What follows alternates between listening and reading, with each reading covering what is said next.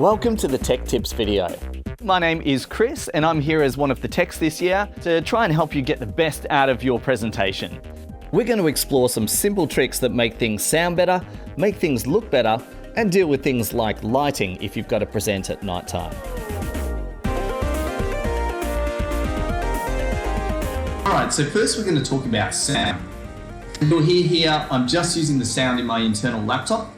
And as a result, you've got the echo of the room, which does get a bit tiresome to listen to, and you get some glitches and things like that. Alright, so you can hear I'm talking on my headset at the moment, and it's going to reduce some of the room echo and things like that, but it gets, just the sound is very in your face and full on. It's like yelling into someone's ear because the microphone is sitting right here. Surprisingly, the webcam audio isn't terrible. It is going to sound slightly better certainly than you have in your laptop, but it does tend to do some processing and the audio again gets a bit tiresome to listen to. So this is where we recommend you get a little USB microphone. And you can hear the difference that this microphone makes is quite immense. So one thing, if you do get one of these USB microphones or a microphone in general, just try to lift it up so it's in front of you more. You'll hear that when I'm talking directly into the microphone in front of the machine, the sound quality is going to be a lot better having it high up than having it somewhere down here. So that's the difference between having it sitting on a desk and sitting right in front of you. And this is just important for listener fatigue. If you can really get your microphone in a good position that's, it doesn't even matter if it's slightly in shot, as long as it's nice and close. To configure your microphone, you'll need to make sure that you're taking audio from the correct device, and you'll also have to make sure that your volume is turned up, and note that it's turned down by default on many operating systems. In Windows, you go to the System tray, and you press the little speaker icon, which will bring up your sound control panel. We go to Recording, select here the Rode desktop microphone as my default. I know that's my good quality microphone. If I double click on it, it comes up and I can go to my levels. If I turn my levels down, it'll go down. If I turn it up, it'll go up. Now, as far as where to set it, you can see where I've got it at the moment. It's about halfway, and that's about right. Because if something exciting happens, like we say, quick basic, and we get super excited, it will jump up to its loud point. So I usually find just touching that halfway for the normal talking, but you've got to make sure that you practice presenting. Same with your headphones. If you want to make sure it's not going to your HDMI or something like that, make sure your audio is routed back to your headphones if you're going to be listening back to anything. Mac users have it super easy. You simply go to your sound panel, you select your input, set the volume to be about, that halfway mark on the input level, maybe just a little bit louder.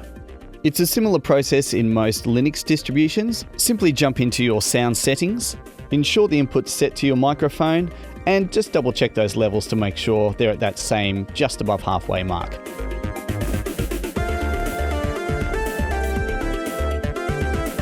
So we've got our audio sorted out relatively well. What about our camera? Well, this is, if I just open my laptop with my internal camera, this is what I'm getting.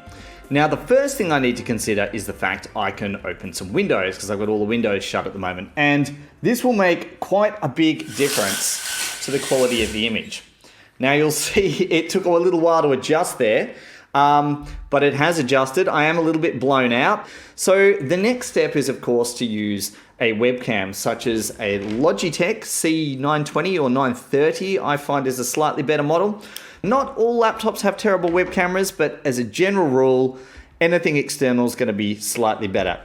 So you can see that the Logitech looks a lot better by default. You'll also notice the way I've got it framed, I can frame it up and down. So you don't want to be doing this. You don't want to be framing with your head, right down the bottom of the frame. We have this thing called the rule of thirds, which some of you may have studied in photography.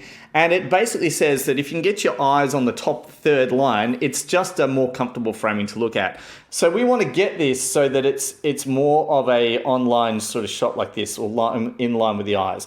That obviously means, because my laptop is down here, that I'm looking down. So it's ideal if your eyes can look straight towards the monitor. So you can see what I've done now is simply raise the laptop up on a tub. I've moved my microphone up a little bit. It's also better line of sight for your voice if you're speaking, but most importantly, your eyes are running straight towards the camera. And that way, when you're talking and you're presenting, You can just look down, glance at your notes, which, you know, if your eye line's looking at some slides, it's not too bad. But then if I look back at the camera, you can see here that it works quite well. Now, my background is still a little bit of an issue. I've got some folders and bits stacked up in the background there that are, you know, I could probably tidy that up a little bit. You know, put some stuff in the background that's maybe a little bit fun, or, you know, you probably don't want to put too much stuff there, but I could potentially put some figurines or something on the little shelf up the back here.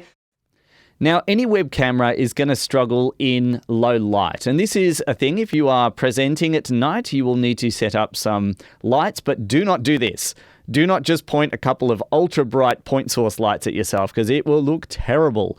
What you want to do instead is bounce the light the most you can. So pick a wall, especially if you're in front of a white surface or something you can put, you know, paper over. Bounce a bunch of light onto yourself from behind. Just get as many lights as you can and bounce the light back, and it'll generally look pretty good. If you're in the situation where you can't face a window and all the light is coming from one side, experiment with adding lamps to the one side. So you can see the difference between having a fill light and no fill light is quite a difference. One other thing you can see here is your second monitor. Ideally, if you can have a second monitor, it means you can have your presentation purely focused on the screen you're talking to, and you can use a second monitor to check that your presentation is streaming correctly. Let's talk about presentations though. With your presentations, there's a few things you can do that are really going to help make the experience for somebody watching it through a video stream a lot better. One of the things is avoiding having lots of small text, and try to keep it to shorter, larger blocks of text that you can then expand on. Ensure that you make your presentation in the widescreen format in the 16:9 ratio, because this is what we're broadcasting. Now, here's something you might not have thought of. You are probably not sending your system sound.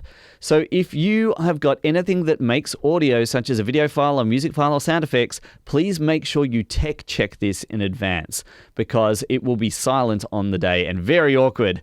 So again, tech check anything that has system sound. Something that you can be fooled with is thinking, well, everyone's sitting close to their screen, I'm going to run a terminal window and do some demonstration. But keep in mind, if you're running a high resolution like a 4K screen or 2680 wide or something that's big, and someone is watching a stream that's dropped down to, say, 720p, they're not going to be able to see anything.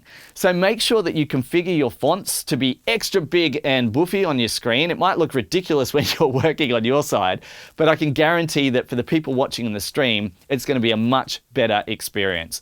Anything you're doing with a tool and a GUI-based thing, you know, make sure that you set your computer monitor. This is a trick. If you've got two computer monitors, set your second monitor to be a much lower resolution. And practice as well. Make sure that your GUI programs actually support those lower resolutions. I would recommend a resolution maybe no wider than 1440 wide. A lot of the time I use 1280 by 720. And 720p might sound like it's super low, or 1280 by 800, but when you're watching on the other end and you've got even a 1080p screen and you've got a chat window down the side and the room windows down the other side, it might be that they're watching a much smaller version. Now, it still looks fine. You can have software that's sort of crunched down. We look at it all the time. Certainly, if you've got a program like Zoom It as well, that's a bit of a classic app for PC. If you look up sysinternals, there's a little tool where you can go Control and 1 and it'll just zoom wherever your mouse is. And there's also equivalent tools for Mac and for Linux that allow you to zoom into your screen and talk about specific things on your stream.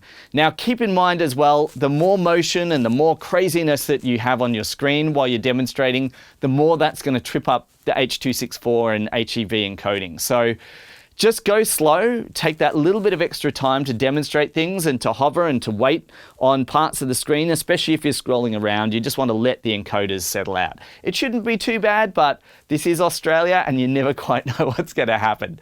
All right, well, that should be enough to get us through.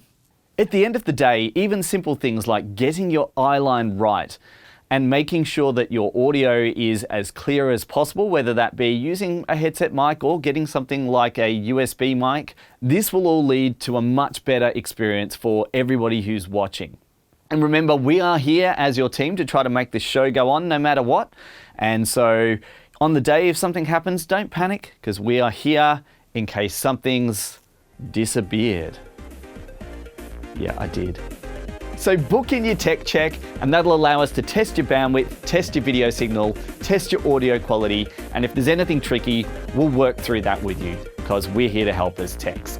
All right, take care, and we look forward to tech checking you soon.